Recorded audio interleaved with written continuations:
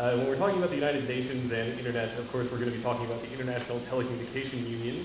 The ITU is an organization that predates the Internet, actually predates the UN by quite a long way. It has its roots back in the International Telegraph Convention in 1865. But we've come a long way since then, from the Lincoln administration to now the Trump administration, and the ITU has developed into a major stage for communication policy. It's now the UN body with jurisdiction over such things as global spectrum use, satellite communications, and for our purposes today, internet policy. And now what that really means, how far that jurisdiction goes, and how important it really is are matters of continuing debate, and I'm sure we'll hear lots of discussion about that in a moment. The UN body, though, the ITU, is an intergovernmental organization rather than a multi-stakeholder organization like ICANN. And given this, the role of the United States government as well as other governments is important to governments among themselves around the world. Perhaps the most relevant example of this in recent months is the reports that there may be discussions to reverse the 2016 IANA transition, and that's a move that would have significant effects on shifting political alliances in such places as the ITU. So to discuss that and much more, we have a panel of distinguished experts here who will share their insights for you today. Tell you a little bit about them. First, we have Larry Strickley. Larry was the administrator of the National Telecommunications and Information Administration, or NTIA, from 2009 to 2017. While there, he oversaw much of U.S. Internet governance policy, including the transfer of the IANA stewardship functions into private hands. He is now the executive director of the Collaborative Governance Project at the Internet Society. Next to him is Fiona Alexander, who is the Associate Administrator of the Office of International Affairs at NTIA, where she's been since 2006. During her tenure, she also managed the IANA transition, along with formulation of national telecommunications and information policies that are advocated by the United States around the world. And last is Milton Mueller, who is a professor at the School of Public Policy at Georgia Tech, and where he leads the Internet Governance Project, which is also located there at Georgia Tech. And he's the author of many academic writings on internet governance, including his recent book entitled Will the Internet Fragment? And he's been just an omnipresent participant at internet policy debates at the ITU, ICANN, and other fora. So just to get started today, I wonder if we could go down the line, starting with you, Larry, on just how you view the ITU and its role in internet governance. Well, I think we need to step back a little bit from the provocative way you pose the question and maybe parse this out a little bit more. The fact of the matter is that from the beginning of the internet, you've had a debate in the international community among states as to whether or not governments should be the primary architects of policy on the internet or whether it should be left to stakeholders. And that debate has certainly been reflected at the ITU. But I think it's really more important to focus on the actors that we're dealing with. So certainly when you're dealing with and looking at the policies of China and Russia, they very much favor a strong government approach to regulating the internet. You look at the United States and like-minded nations in Europe and in other parts of the world, and from the beginning they have favored a multi-stakeholder approach. Largely the debate for the last many years is focused on the plumbing of the internet, the domain name system, for example, and that's where many of these battles were fought out in terms of whether or not government should control the domain name system as reflected in the work that ICANN does to manage that on a day-to-day basis, or whether the multi-stakeholder community should manage it as it has since ICANN was created in the late 1990s.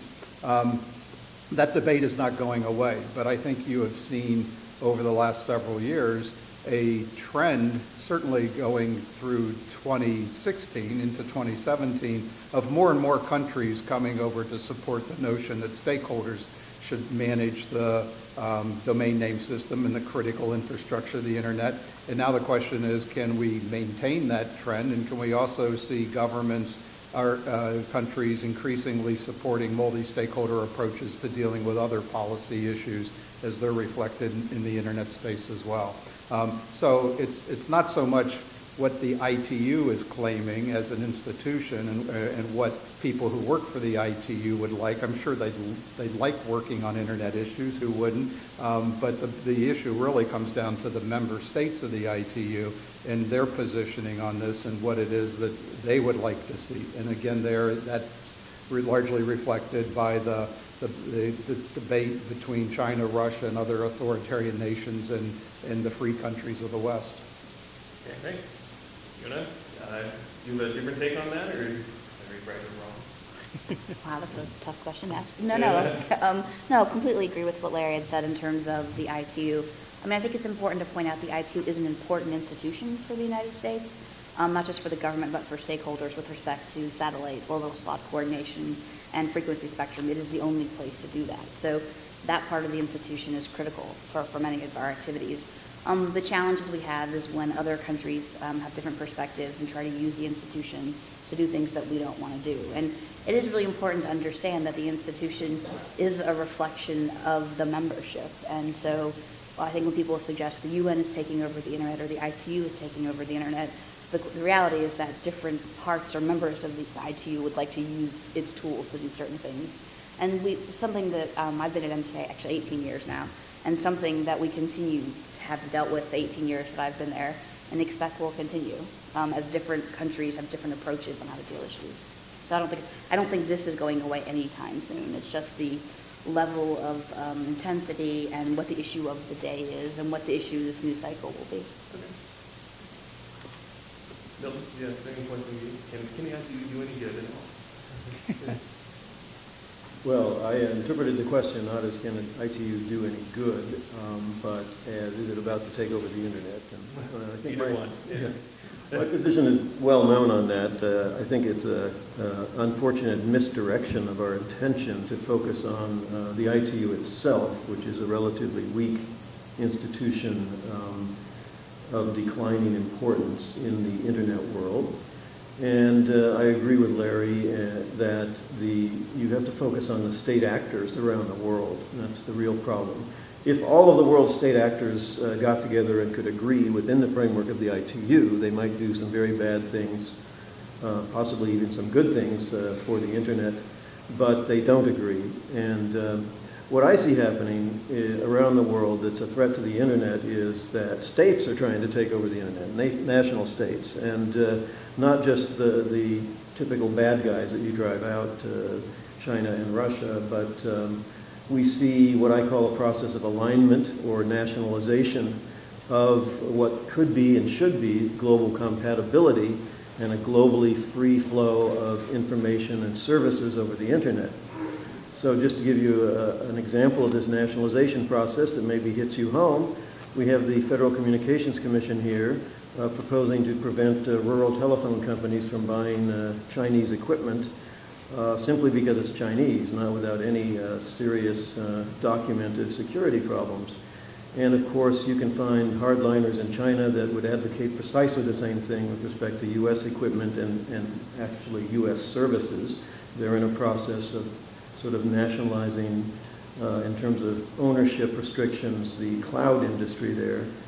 And that's just the tip of the iceberg. We have so many things like that going on with cybersecurity regulations and investment restrictions that my concern is that states will project their rivalry into the internet governance sphere and tear the internet apart. Okay, so I think the common theme that we heard throughout there was that what the ITU is a function of what its member states are doing. I wonder if, Fiona, you're involved in these sort of policy-making decisions. Do you see the winds of change at the ITU? Like, what's the trend? Are people going more towards more closed or a direction the United States would not prefer, or are things becoming more preferable to the United States?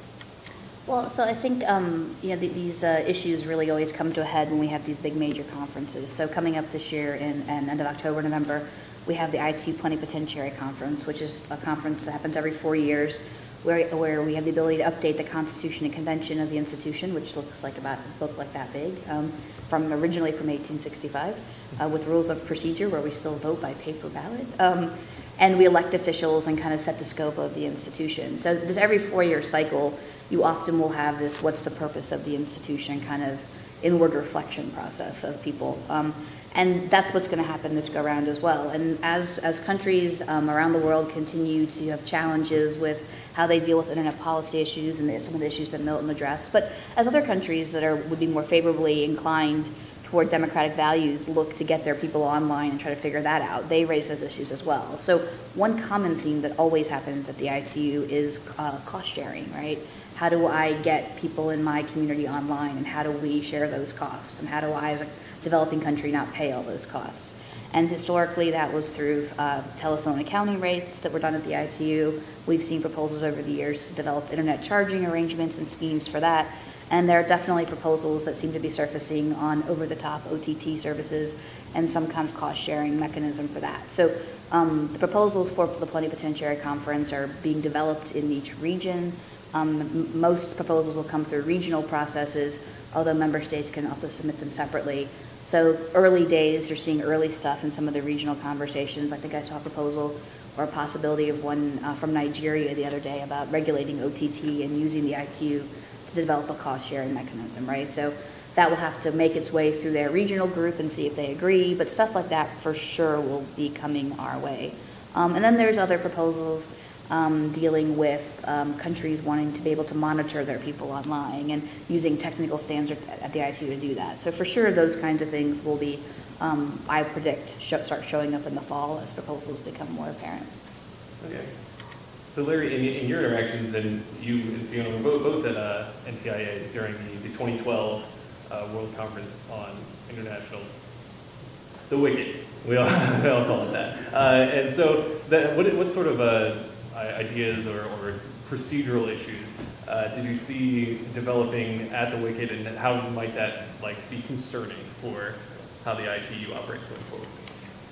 Well, what the WICET demonstrated for us and for all the people who participated in it was that in the context of this larger debate between the authoritarian countries, which are a fairly small group inside ITU in terms of who's active in making proposals, it's China and Russia and a handful of other countries, and then you have the United States and Europe and countries like Australia, New Zealand, Canada, but the battle in these debates has always been the rest of the world, the developing countries from Africa, South America, and Asia, and where do they stand? And so there's been something over the years, a competition for the hearts and minds of the developing world. And what the WICET, I think, demonstrated was that for the first time there was a very specific, concrete example that perhaps the developing world was kind of trending toward the more authoritarian, or the view of the authoritarian countries for more government control.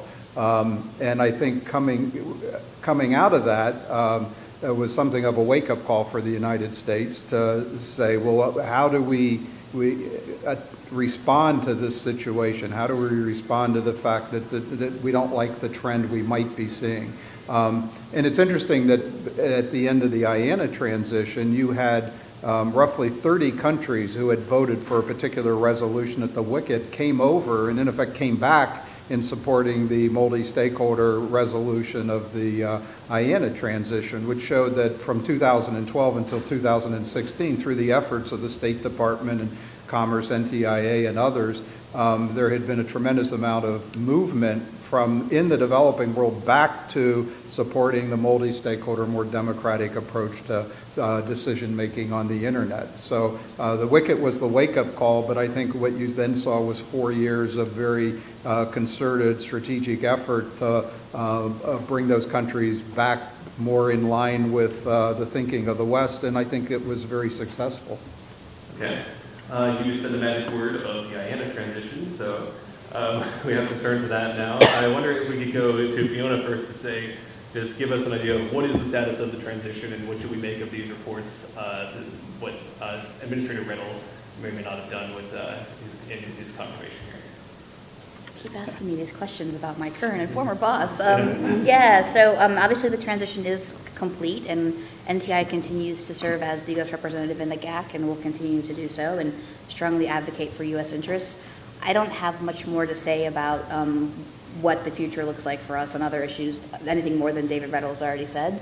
People have raised concerns. We'll try to figure out how do we solicit stakeholder views and talk to people about things. But in the interim, we continue to be active at ICANN, supportive of ICANN. In fact, the most recent ICANN meeting that was in Puerto Rico, David Rettel went down and gave a speech and talked about our commitment to the model. So there isn't a lot for me to add to that one. Okay. Milton, I wonder if I could get your take on what would be sort of the international reaction, maybe perhaps at the ITU or other places, if the U.S. were to attempt to undo the INA transition. Yes, well, talk about shooting yourself in the foot. If you wanted to fuel another big event that Fiona talked about, you have a plenipot coming up, and any signals that we were trying to reverse the IANA transition and seize unilateral control of certain key aspects of internet coordination through the U.S. government going into that conference would be a catalyst for precisely the kind of reassertion of intergovernmentalism as a way of internet governance. It would show that the U.S. Really acted kind of in bad faith, even though that's not true. It would be construed that way, that we never really meant it. I was just in China, and there are still people there, in the more hardcore parts of the Communist Party who still believe that it was not serious and it didn't mean anything. And if we are going to, try to take it back, the practicalities of that, just ignoring that for a moment, but if there's even a concerted effort coming out of the U.S. government to do that, it would be a full-fledged disaster for the multi-stakeholder model, for ICANN, for the credibility and legitimacy of ICANN, and for the credibility of the U.S. government. So just to add a footnote to that, there is no possibility of reversing the IANA transition. There's just none. People need to understand that at the time the transition was completed, at the time it was announced, the U.S. government played no operational role in the way the domain name system operated. We simply had one clerical function we performed in terms of reviewing changes to the root zone file and passing them on to VeriSign, who actually did the updates. All that happened operationally as a result of the transition is the United States no longer gets those changes to look at before they're passed on to VeriSign. They go straight from ICANN to VeriSign. The IANA functions contract was little more than a designation by the U.S. government back in the late 1990s to have ICANN perform these functions. And the infrastructure to do all that was based on equipment and software and everything else that was developed by the private community and is housed at ICANN. So it is silliness to talk about the United States somehow taking that back, because there's really nothing to take back. And I mean, people have speculated in terms of what could happen, but the only thing I could possibly see, and we're really getting into the weeds now, is that since all you had that issue here was a contract between the United States and ICANN designating ICANN to perform these functions, I suppose it could be, NTIA could be ordered through legislation to go put that contract out again. And if that were to happen, I'm sure everybody would ignore it, because nobody needs a U.S. designation any longer to perform the functions of keeping the root zone and the rest of the domain name system operating. So it's kind of silliness to talk about it even happening. But it would be a huge public relations mistake to even attempt it for the reasons Milton said. The presence of the IANA functions contract for years was the best argument countries like Russia and China had when they were trying to convince the rest of the world, the developing world, to align with their views about the internet, because they could keep pointing to the United States and say, well, the United States has got this special role here. They run the internet through this IANA functions contract, which was a total misstatement of the reality. But at this point, they don't have that argument anymore. And you know what? In the last 2 years, the internet has run just as well as it ran before. Nobody has missed the fact that the United States no longer checks for that update to a root zone file. It had zero impact on anybody who uses the internet, and we should just get on with things and stop talking about this possibility of somehow reversing that action that was taken in 2016. It's not going to happen. Okay. So we're talking about ICANN a little bit now, and I want to see, there is government involvement in ICANN, of course. And so I wonder if someone could compare sort of the role of the GAC at ICANN with the ITU, and how maybe government influence has been playing a greater or lesser role at ICANN. Bill, go ahead. from the beginning of the creation of the Governmental Advisory Committee, I had been comparing it to a mini United Nations and nestled inside of ICANN, waiting to infect the rest of it with whatever intergovernmental disease that has infected the United Nations. And to some extent that has come true. To some extent the effect has been moderated. You have a good example of the pernicious effect of Government Advisory Committee with the .Amazon case. The company applied for a top-level domain that reflects their trademark, and 5 or 6 Latin American countries made a symbolic identity politics issue out of it, saying, we own the word Amazon, even though they didn't want to use the TLD, even though it's Amazona in their country and not Amazon, even though I think Amazon offered to put up the funds to get them their own similar top-level domain. It's a very powerful symbolic issue of the sort that we've seen various politicians exploit. But it goes way beyond that. There's all kinds of issues regarding geographic names and so on that you can always count on the GAC to at least demonstrate what internet governance would be like if it were in the ITU. Where was I going with this? I think the point about the GAC now is they have a special bylaw in ICANN's bylaws. It says the GAC's advice must be listened to and has to be taken into account. And if ICANN is not to follow that advice, they have to enter into negotiations with the GAC.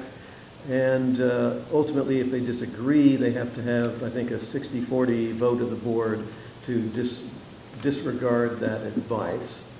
Now, in some ways, that's a step back. In some ways, that's a step forward. The step forward is that before this reform caused by the transition, there was no definition of advice. So anything the GAC said, even if they had no idea how to accomplish it, possibly could be considered advice, and the ICANN board had to enter into lengthy negotiations if they didn't want to follow advice that maybe not even be practical or feasible. Now, there's a clear definition of advice, and that advice has to have a consensus, literally Quaker consensus, within the GAC. And that limits the impact because you can always get maybe one government to stand up to something that's really stupid. Although maybe Fiona should explain what happened with .Amazon, why the U.S. didn't stand up to that, but I won't put her on the spot. Maybe Larry should explain that. Maybe not that specifically, but if, either of you could talk about the role of the U.S. on the GAC. Well, let me just respond a little bit to what Milton said. I mean, what he said, I think, was accurate, but maybe still not entirely descriptive of the situation. From the start of the IANA transition, it was a bedrock principle of the United States that the transition could not lead to a situation where governments controlled ICANN or took over ICANN.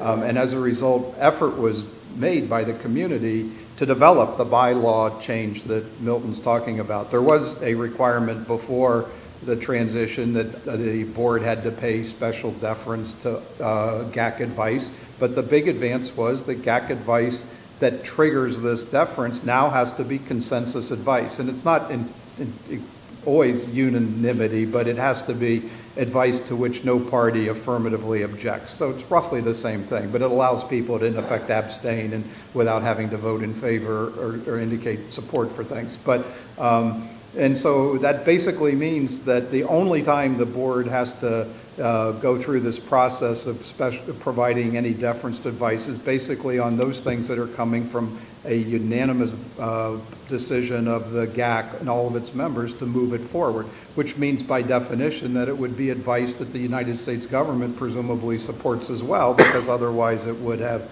objected to the consensus. So I feel that change by itself went a long way toward addressing the concerns people had that somehow the U.S. stepping out of the IANA functions contract could lead to some sort of a government takeover of ICANN. It just cannot happen because, again, it's the Government Advisory Committee. And again, as Milton said, even when there's consensus advice, the board can reject it. They have to have a higher standard in terms of the percentage of board members who have to vote to ignore it, but they're still allowed to ignore it. So I think it keeps governments in a place where, out of the original design of ICANN, the idea was governments should be able to come in and speak on public policy matters. And the idea is that if it's truly a global public policy matter, then it ought to be a matter on which governments generally have a consensus view. And that's what I think the bylaws are now designed to do, and that's the way it will play out. None of that eliminates the, time that might be wasted or the discussions that might be had on issues, but at the end of the day, when it comes down to actually moving forward on advice, it's I think a very secure system in terms of preventing any kind of government capture of that organization. You want to do the take on that? Yeah, so maybe to actually answer the question you had posed at the beginning, the bigger picture question, and it's super easy for those of us that live and breathe and work in ICANN and the ITU to kind of go into the specifics. It's kind of an arcane problem we all suffer from, and I think there's people in the room that don't go to these meetings. So the question was, what's the role of government, and how's the role of government participation different in each model? So in the ITU, where it's an intergovernmental venue, in the ITU in particular, you have 3 treaty instruments. Governments decide, right? You might have technical standards developed through private sector parties, but at the end of the day, governments as governments are the decision maker. You may pay as a private sector company to participate in the ITU. You may be allowed in as an academic or civil society member. You can join your country's delegation, but at the end of the day, it is a government that decides. In the ICANN model, it's very different. The construct originally was a version of industry self-regulation through private contracts where all stakeholders were involved in influencing and making policy. So that included governments. So in the GAC, which I don't disagree, it has its many UN-like conversations going on sometimes, at the end of the day, it produces advice, and it's advice into a process. And that process can accept or reject the view of governments collectively. The view of a single government isn't going to trigger that same kind of conversation as Larry described. Whereas in the broader UN setting, a single government and governments are the deciders of everything. And again, this gets back to where do you think internet policy is best developed? Is it developed in a regime where governments collectively make all the choices? Or is it better addressed where stakeholders and people that own and operate the infrastructure and the users of the internet make the choices? And at a big picture, that's the difference between the two systems from a government participation perspective. Thank you. Fiona mentioned earlier the Plenipotentiary Conference coming up this fall, and sort of some of the things that might be on the table there and what we might expect. Does anyone else want to sort of give their thoughts on what you expect at the Plenipot this fall? What might be on the table? What sorts of concerns or opportunities there are? No? All right. I mean, I will. Yeah. Good. More. So there's a couple things that are happening at Plenipot that are going to be very important to us and to the United States government and to NTIA. So we are electing officials, right, into the institution. The ITU has 5 elected officials that are elected separately. And for the first time in a couple decades, we're running a candidate, right? So we're the U.S. The United States is, right? So Doreen Bogdan-Martin, who's a former NTI official who works at the ITU, we're running her to be the director of the development sector. And if she were to get elected, she'd be the first woman in the 153-year history of the ITU to be ever elected. So this is important to us for many reasons, and Doreen is super uniquely qualified in that particular area. So that's going to be happening at Plenipot as well, in addition to sort of the substantive debates and discussions. I talked about earlier the Plenipot is the governing body of the institution, so there'll be a lot of conversation about reform, governance, budgets, management, membership oversight, and that will be a big a bucket of issues for us that will be important, at least as NTIA and as a country. And then we're going to have these policy issues, right, that are going to kind of really depend on what proposals are actually submitted from the different member states. And right now, again, nothing specific has gone in. It's a little bit early, but as the summer unfolds, we would expect to see proposals related to OTT. We would expect to maybe see proposals related to privacy. Who knows? Definitely, we'll see proposals related to cybersecurity and sort of how governments are involved in that system. And those are going to be issues that we deal with as they come and make sure that we have shared approaches with allies and figure out how to deal with them. But those policy issues are, you know, not the main reason for having the conference, but it's the one that gets the most news and people seem to care the most about. But just the administrative part of the conference in terms of electing its leadership is actually critical to us, and in particular this cycle, given that we're running a candidate. All right, so we can't have an internet governance panel these days, at least given the recent events that have gone on around the Who Is system.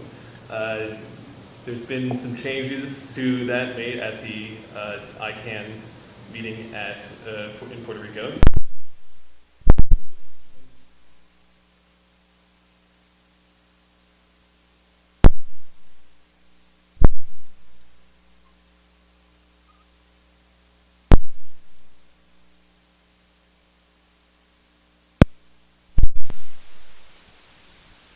Maybe there are people here who are not of ICANN-related things. Who is the process by which you can type in a domain name and then you can see a lot of contact information about who the registrant of that domain name is. And since the year 2000, there's been a raging controversy over how this service meshes with data protection laws or privacy concerns, with basically the U.S. government, law enforcement, and trademark owners being very in favor of continued indiscriminate access to this data by anybody who wants it, except for marketers, although they manage to get it anyway. And the privacy advocates and sometimes the registries and registrars wanting a more limited access to that data.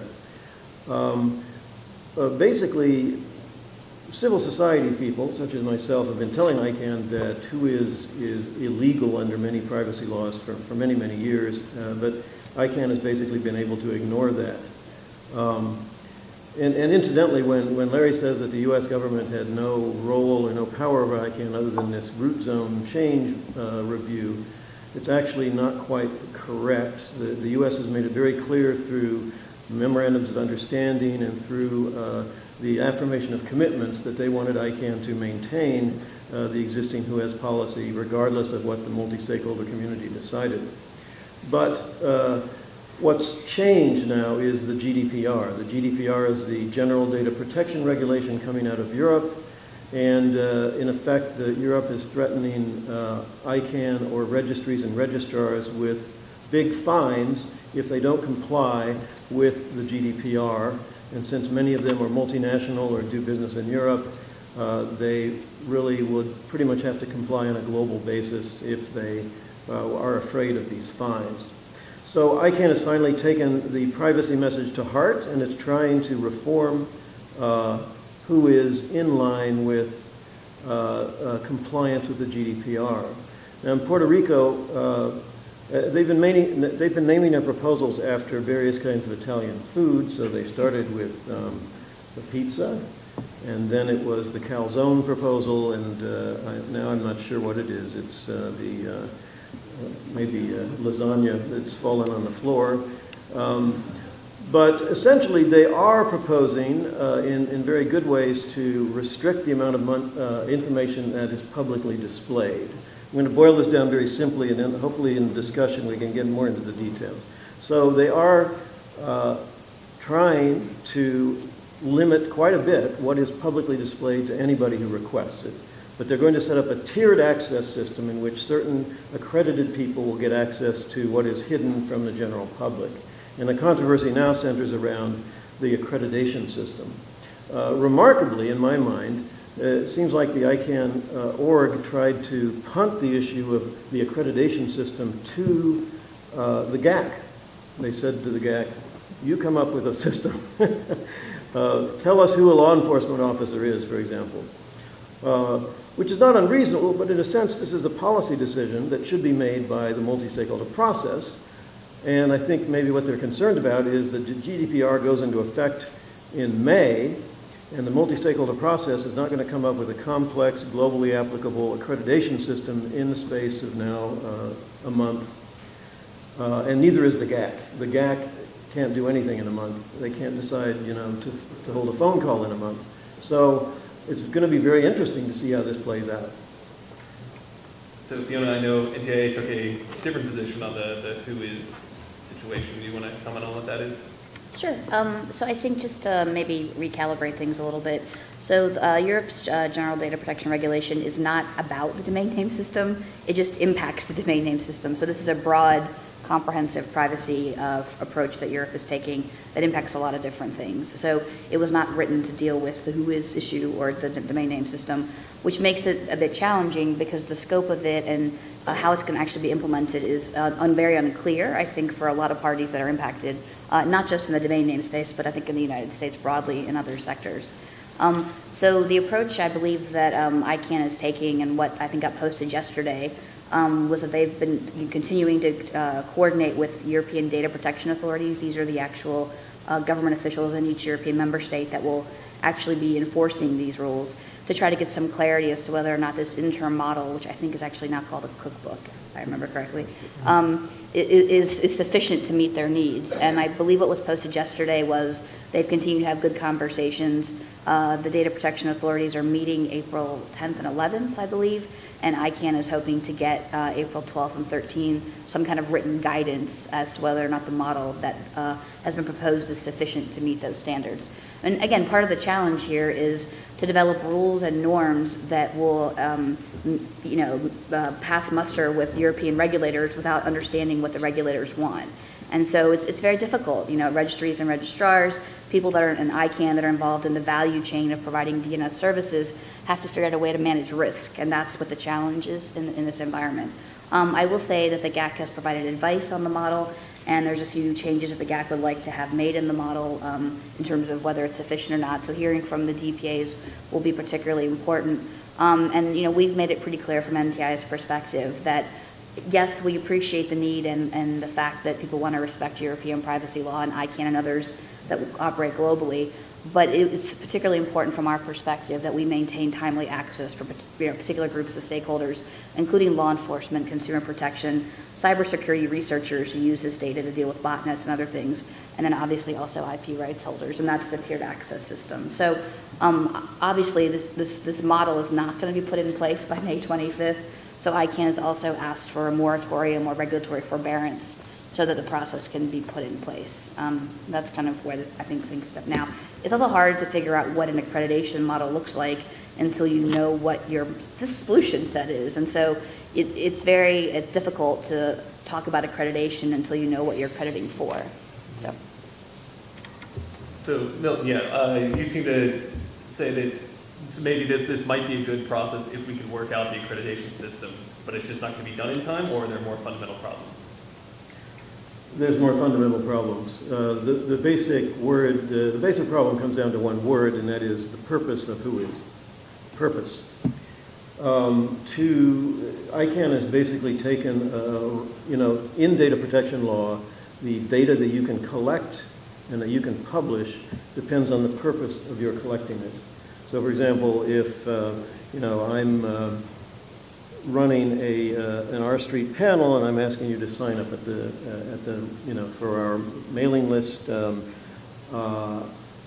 that's the purpose for the data collection, and I can't then do something completely different with it, like send it to the police to scan for which one of you hasn't paid their parking tickets. ICANN has never decided what the purpose of who is. De facto, many people in the community, when the thing started, thought that the purpose was to facilitate ICANN's technical coordination of the DNS, and that we need information about what the name servers are when you register, and we need some kind of a contact point for problems associated with the domain. What happened was that by default, ICANN published a lot of additional information simply because we were harking back to a time when we were dealing with computer scientists and research networks who wanted to have information about each other. And this very large amount of contact information, addresses, names, email addresses, and so on, was out there for more than 15 years, and people developed uses of it. And now what ICANN is trying to do is retroactively say, well, all these people are using this data and they really like having this data. Therefore, that's kind of the purpose of who is to keep all of these stakeholders happy with the data that they can get for free now. And that's, in fact, not the purpose of WHOIS. The purpose of WHOIS should be directly tied to ICANN's mission, which again is to coordinate and stabilize the DNS. And it's very clear that certain kinds of data don't need to be collected to do that. And it's even clearer that lots of the data doesn't need to be published to do that. So that's the fundamental debate right now. The basis of tiering is going to depend on how we define the purpose of who gets access to that data. One of the things we fear, most of the civil society activists, is that we will have tiering, but it will be just sort of an open gate that anybody who wants to can walk through it, except any ordinary member of the public. So in some sense, this might be worse than it was before, because you'll have privileged classes who will basically be able to consume all the data they want and make extensive use of it, including commercial services that she's talking about, the so-called security services. And the ordinary person won't be able to get that data, which is probably not a big step forward. Any of you have other comments, or we can move on? Yeah, I would just say that, when NTI took a particularly strong position on the need to maintain access to this for the reasons that we've described, that is not a U.S.-only position. Our colleagues in Europe actually feel the same way, both in the member states and in the European Commission. So part of this, again, is getting clarity from the European data protection authorities and them talking to their own colleagues to make sure that we get these needs addressed. And again, I think this April 16th timeframe that's coming up will be particularly important to see where we are if we're ready to move forward. I think that leads into the next question I wanted to ask, which is about, you're talking about this is about diplomatic alliances, and it's not just the U.S. on its own, especially at the ITU where you're dealing with other member states.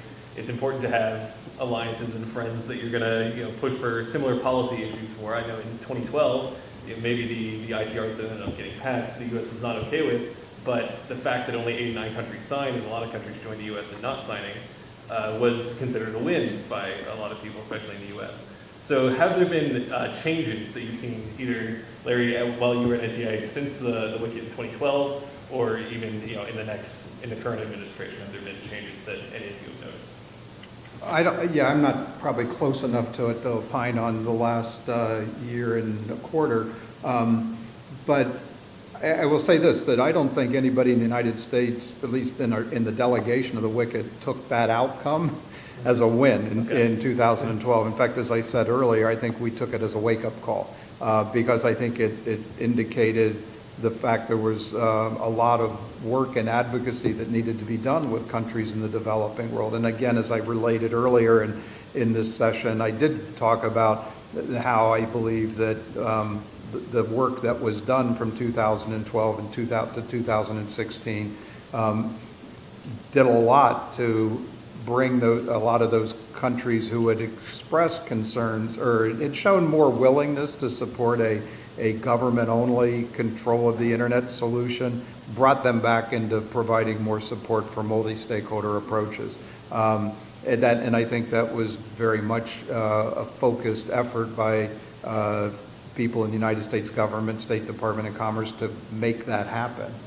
And I think it, as I said before, I thought one of the best data points for that was the fact that you had 30 countries that had voted, to the extent you want to refer to the action at the WICIT as indicating support for government control of the internet. 30, in effect, moved back and supported the outcome of the community's work to develop the IANA transition plan and defining the role of governments at ICANN. So I think that showed the level of progress that was made over the course of those 3 or 4 years after the WICIT. In terms of what's happened since then, maybe Fiona has comments on that.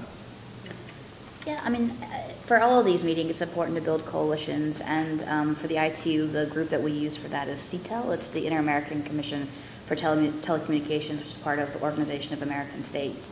And I think they've meeting most recently was a couple of weeks ago, if my calendar's got correct in my head, And we continue to work through that region and develop proposals, and I think there's a lot of synergies in our region, but also with Europe and some colleagues in Asia, again, about IT reform and governance and things like that. So I think those relationships continue to be strong. It's these policy issues that are going to pop up on the margins that are going to take up a big part of one or two particular committees, and we haven't seen the proposals yet to really know if there's been any shifts. I'm not seeing them in our Americas region, and I'm not seeing them with our European colleagues or our traditional partners. I think one of the harder issues is going to continue to be, does the developing world feel like its needs are being met? And one of the things they're going to really want to talk about is cost sharing for OTT, right? And how are we going to get through that conversation? Nope. Just a question for Fiona about these OTT proposals. I'm interested in what kind of proposals you would anticipate, and how serious or feasible such a, if they want to recreate the accounting rate system, how could they do that? So here's the thing about the ITU. In any meeting, facts aren't necessarily relevant to the proposal that's being put on the table. So I appreciate, and this is, I think, one of the reasons why you always sort of question whether the conversations are meaningful. People are going to have these real needs, and they're going to bring their proposals in, and they're going to be looking to have a conversation about, can you develop an accounting rate type of regime or something similar to that for OTT? They tried for 12 years on internet charging, the ICAIS debate, and you couldn't, right? But it doesn't mean it's not going to be talked about. It doesn't mean it's not going to be discussed. And it doesn't mean people aren't going to feel passionate about it and or be unhappy if they don't feel like there's some kind of resolution, even if there's a document that calls to do something that can't be done, right? And at that point, as the United States, you have to kind of have a conversation, and the delegation has to make choices. Are we going to take a reservation on something? Are we going to say no? Is there a way to study the issue to kind of figure out what the people's problems are? And again, as we see the proposals and as the delegation looks at them in the coming months, we'll kind of have those conversations. So I wanted to ask, maybe each of you, if you want to answer, if you were ITU Secretary General or dictator of the ITU, inventing a new position there for a day, is there one thing that you think should change? Maybe you talk a lot about, when we see the proposals, could there be more transparency maybe with ITU proposals, or just any other change that you think would make a positive difference at the ITU?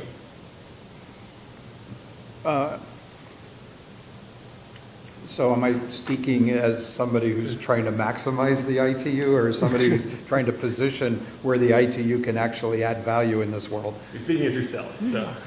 Well, I mean, my own sense is that the ITU performs a very important role in the radio spectrum area in terms of making sure that the spectrum that's being used worldwide is done in a logical and consistent basis. That's a very important function for the ITU, and it's something that we will need an ITU long in the future, being able to perform that. And if one were Secretary General of the ITU, I would certainly recommend to them they look at how do they make sure they do that job as well as they possibly can, and look for ways to bring improvements, innovations, and whatever to that a part of it. I think the other place where the ITU can play a role, but other people do as well, as in the development area.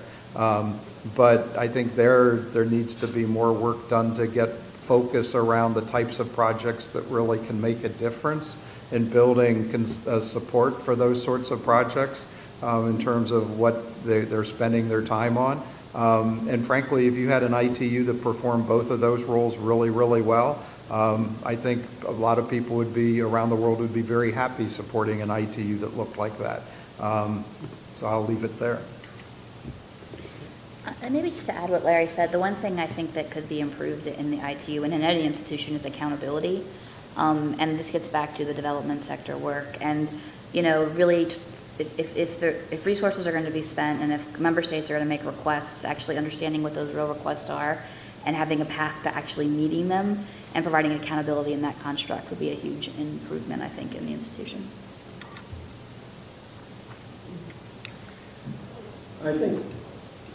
I see the ITU intersecting with internet governance in a somewhat sidelong way, and in particular the WSIS forum and these WSIS-related holdover activities. I would just like to see the string pulled and the off button hit And in particular, I view the ITU WSIS forums as an obvious and deliberate attempt to compete with the IGF. And I think I'd like to see the ITU stop doing that and let the internet governance discussions take place within the multi-stakeholder environment rather than within the ITU.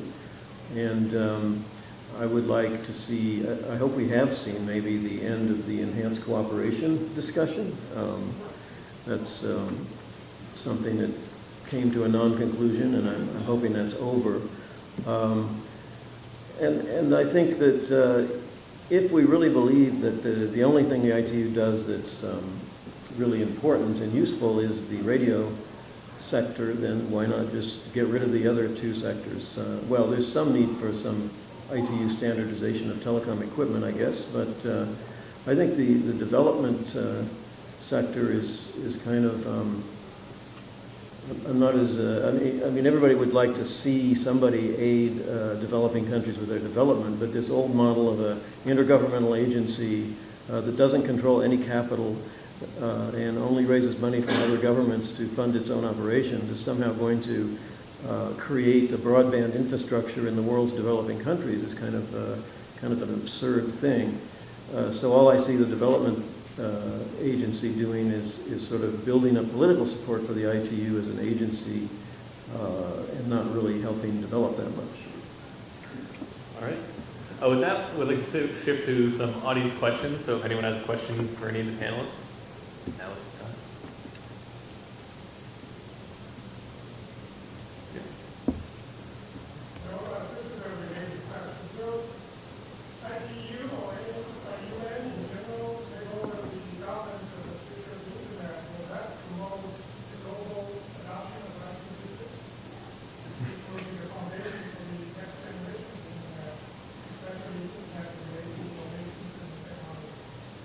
So the question, we don't know the mic, so I'll repeat. The question is about how increased UN influence over the internet would affect the rollout of IPv6.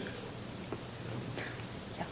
So I'm not sure that what you described could happen anyway in terms of the UN taking over the internet first, but also I'm not sure even if it was able to, it would actually help with the adoption of IPv6. You know, the U.S. government through successive administrations has promoted IPv6 deployment and tried to be a leader in that in terms of government services and government procurement. But I think the challenge for the deployment of it is getting industry and getting companies to actually deploy it through the value chain. Making decisions and investing in infrastructure, you know, happens, as I understand, in boardrooms in 6-month chunks, and it's hard to sometimes justify doing these kinds of upgrades and changes. So I think the question is, what's the incentive structure and how do you encourage people to move? I know that ICANN and ISOC and the RIRs have been doing some work to kind of encourage that, but it is definitely a space where more energy probably needs to be focused. I know in the OECD environment, we've done different things to encourage it and have included the calls for IPv6 adoption and various ministerial statements and, you know, kind of giving it a governmental imprimatur, and it hasn't actually done anything in that regard. Yes, again, if some of you don't know what IPv6 means, essentially it's a new internet protocol incompatible with the old one, which has a vastly expanded address space. And the main reason for creating it was that we are running out of globally unique IP addresses in the IPv4 space. And the problem with IPv6 adoption is essentially, some people have described it as a last mover's advantage. That is, wait for the rest of the world to convert, and then you do it and incur the expenses of doing so. But essentially, to convert to IPv6, you have to run both protocols at the same time. And that means that you still have to expand your v4 address space, so you're not solving the address problem in the short term by adopting v6. You are incurring additional expenses, and worst of all, there are various little, unexpected incompatibilities that you encounter when you make this migration. So you discover that, oh, that one device in my house doesn't really work with IPv6 because it's 5 years old. And oh, that software we wrote for our enterprise 10 years ago has some embedded programs in it that assume we're dealing with IPv4. So it's kind of a time-consuming, ugly, and costly process to make the conversion. And we really have to have some kind of a big motivator to adopt it. Incidentally, I just came from China, which is, one of the worst in the world in terms of adopting v6. In fact, one of the Chinese officials told me, well, if we think we're falling behind the U.S. in IPv6, then China will suddenly go IPv6. But China has adopted a new national plan with the new party Congress, and the China Cyberspace Administration of China has taken over certain powers from the Ministry of Information and Information Technology that will put it in a position to push IPv6. But again, they're going to encounter all the same problems that have kept American companies from plunging headlong and uniformly into IPv6.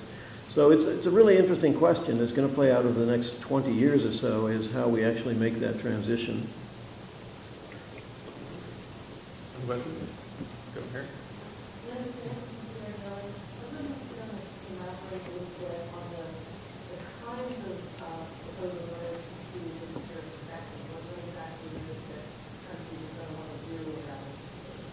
So, question about what we expect from OTT proposals at the fund. Yeah, so I think it's important to say we haven't seen anything as of yet, because it's not that it's not transparent. They're just not submitted. They're all being developed by their national processes and being developed regionally. But the one thing that we have seen come in early through the African preparatory process was just a generic description from a country in Africa talking about a cost-sharing model for OTT. There wasn't more to it than a couple of lines. So again, I think it's early to say the specifics, but that's what I would anticipate based on what we've seen in past practice. All right. Oh, one more. Just follow up on the previous comment that you cannot take 5 millimeters. If we're talking about the IoT, Internet of Things, which maybe the open fiber will go out to V6. Well, the problem is that you can actually extend the life of v4 indefinitely if you're willing to live with network address translators, which, many techies hate, but almost all companies and operations are actually doing. Now, that's certainly what's going on in China. They are heavily, heavily natted, and they're not suffering from a shortage of addresses because of that. What IPv6 does is it makes the network transparent so that you can more easily deal with certain forms of applications that require large number of addressed objects like the Internet of Things. But it's not actually necessary to have that to implement an IP, to Internet of Things kind of a solution. Indeed, it's not always clear that people want or need global connectivity for some of these applications. They may want more of a private network. All right. If there's no other questions, we can thank our panelists.